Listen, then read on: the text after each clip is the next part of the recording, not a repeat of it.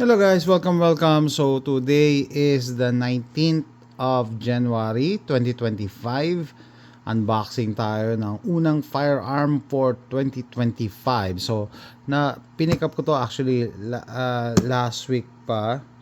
And technically hindi ko siya binili this year kasi nilay away ko siya nung Black Friday, which is November 28 yata yun, November 28.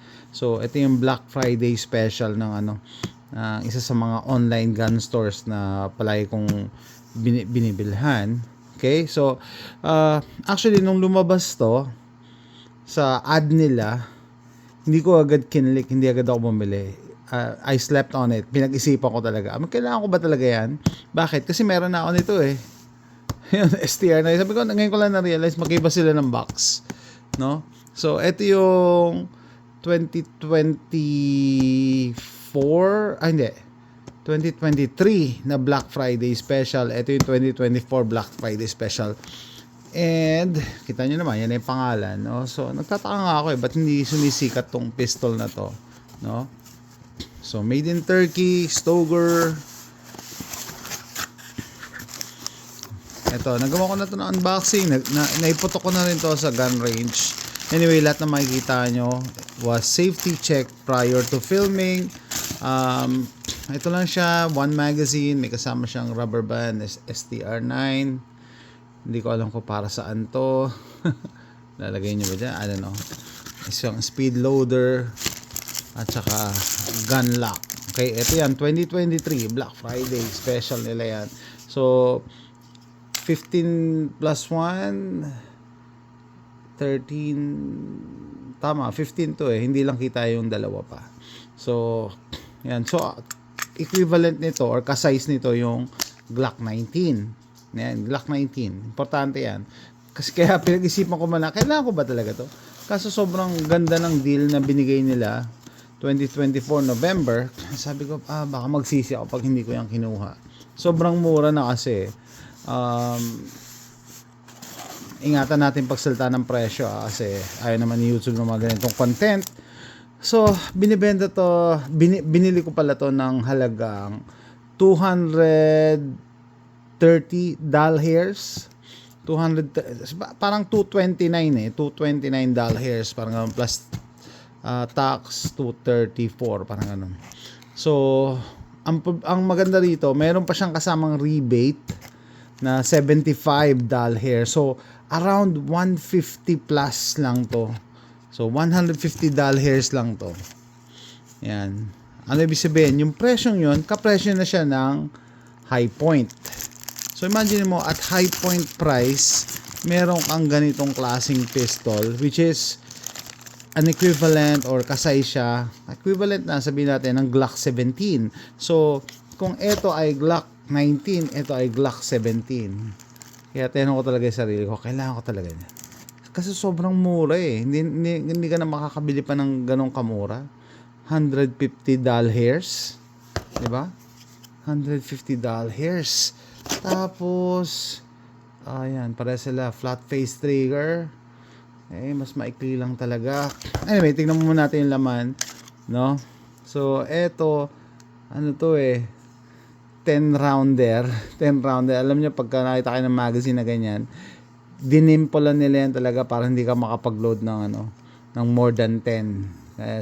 Sa mga state siguro na hindi allowed yung yung mga normal capacity, yan lang, 10 lang to, pang California, pang New York. Pero may spare siya dahil nasa Texas ako. Ito maganda. Tataka nga ako. Ganda, Stoeger. Ito, ano to yan. Alam ko 17 to Ako pa buksan. 13, 15, tapos yung dalawa na hindi kita. Tama. 17 round Okay, tapos yan, bagong-bago. Speed loader. And that's it. Okay, so pag-usapan natin ngayon.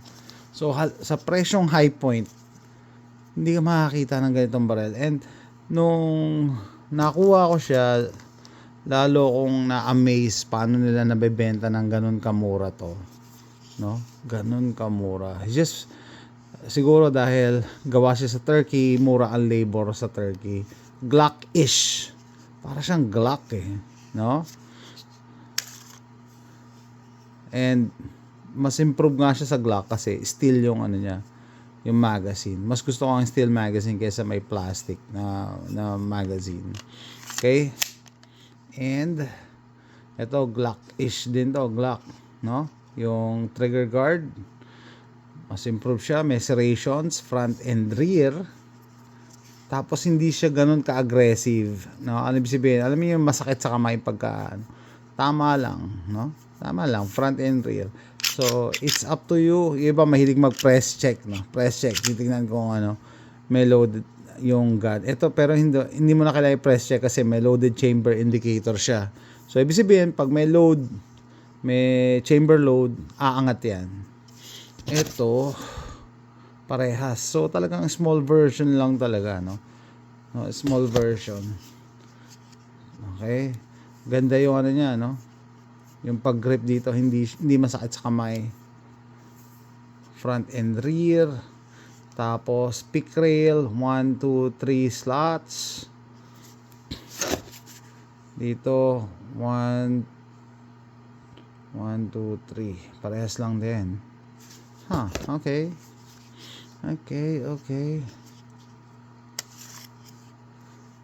Flash fit magazine. Flash lang siya.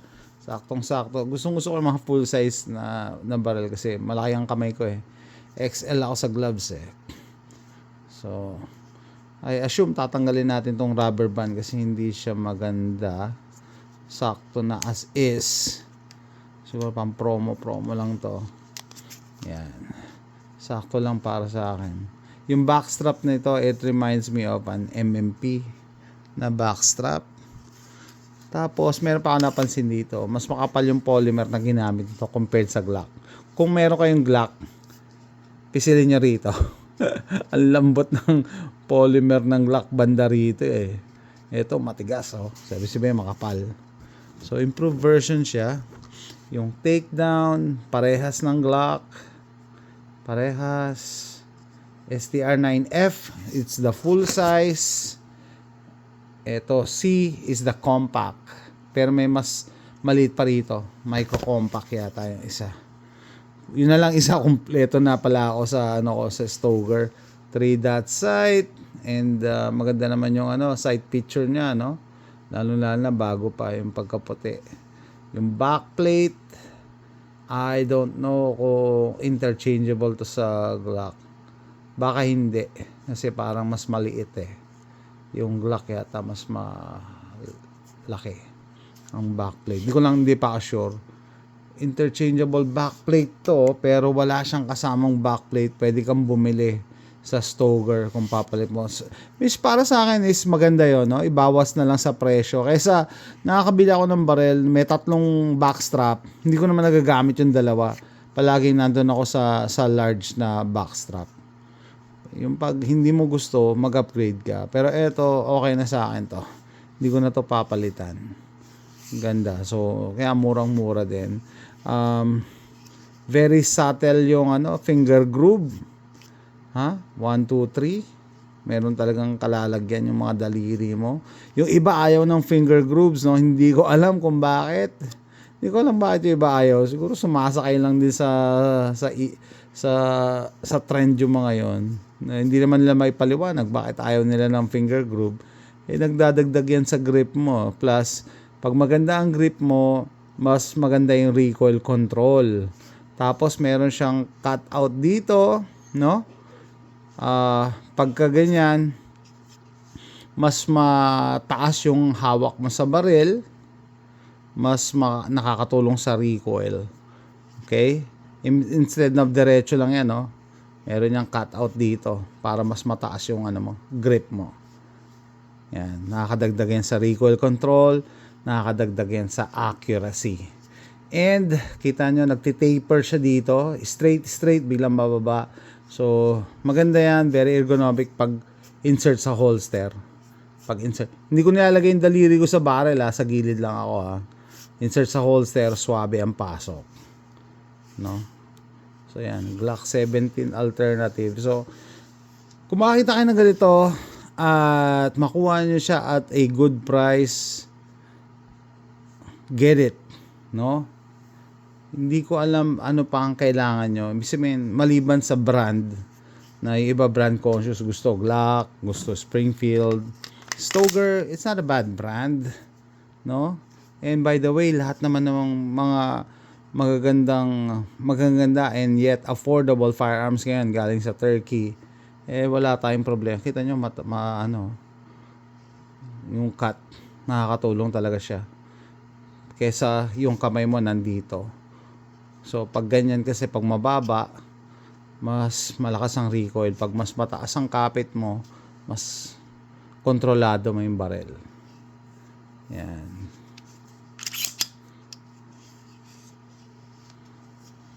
Yan yung tapering, pati hanggang dito. May, may cut, barrel,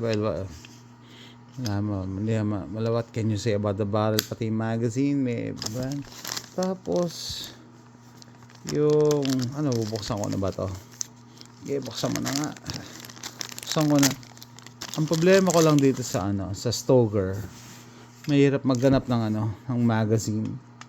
Hindi ko pa alam kung ano yung compatible na magazine dito. Yan ang specific siya sa STR. Ito 17 rounds to, kaya nakalagay 15 pero 17. May extra base, yung base pad niya, base plate mas makapal, no, kesa dito sa 10 rounder, which I like. Likey I like this gun. So 160 hairs, 150 plus, o sabihin mo na 160 hairs, saan ka pa, no? Mas mura kaysa sa High Point. Brand yun na High Point, steel and polymer. Ang High Point kasi, although reliable, Zamak naman tong upper, tapos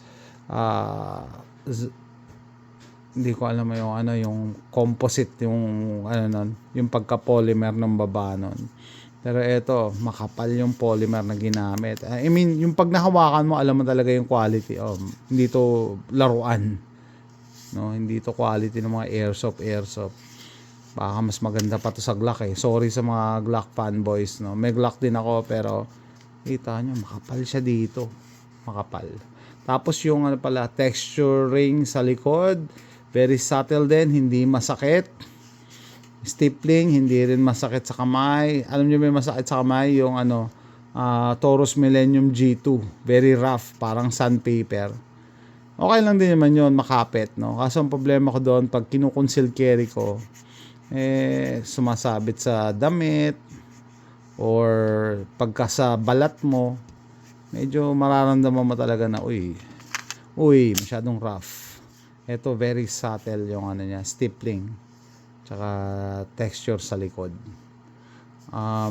Finger rest, baka makalimutan ko, importante yan, ha? Kasi alam mo, yan, dyan mo lalagay yung thumb mo. Hindi lang sila naglagay ng finger rest dito. Yung Springfield XT meron dito eh, para alam mo kung saan ipapatong yung thumb mo. Yan, gusto ko yung ganitong klaseng trigger guard kasi yung pabilog. Para sa akin, lumang design na yung pabilog eh. Mas gusto ko yung ganito. Bakit? Mas marami kang option dito. Pwede mo tong kabitan ng ng flashlight. Pag either meron ka ng may option ka na magkabit dito or dito. Tsaka para sa akin mas maganda yung design in general pagka ganyang square-ish yung design. So, minsan tinry kong humawak ng barrel na ganito, no. Naglalagay ako dito ng finger, no. Dagdag nga naman sa control. It's up to you. Ako, pero ganyan, okay na eh. Either ganyan or ganyan. Wala naman ako nakitang rule na bawal yung ganito eh. No, kung gusto mo lang talaga na it's up to you. Hindi yan nakakasagabal kasi ito yan dala. Yung kanan mo. Yan guys. Stoeger STR9F. F meaning full size. Siya yung big brother nitong STR9C, which is the compact version. Yan. Parehong Black Friday deal to. Nung binibilang kong online store. So, kung may makita kayo nito sa Pilipinas at maganda yung presyo, kailangan maganda yung presyo, then get it. Kasi there's no reason not to get it. No, baka sabihin nyo, hindi ko yan kilala yung Stoker. Matagal na yung Stoker, no? Gumagawa din to ng shotguns eh. Shotguns and pistols ang ginagawa ng Stoker. Yan, tiba yan. So, tatapusin ko na yung video na to, no? Next time, range strip tayo. Full size, compact. You cannot go wrong. Pag compact pa pala, ganyan yung ano ko. Yung grip ko. Pag full size, pasok lahat. Sobra pa.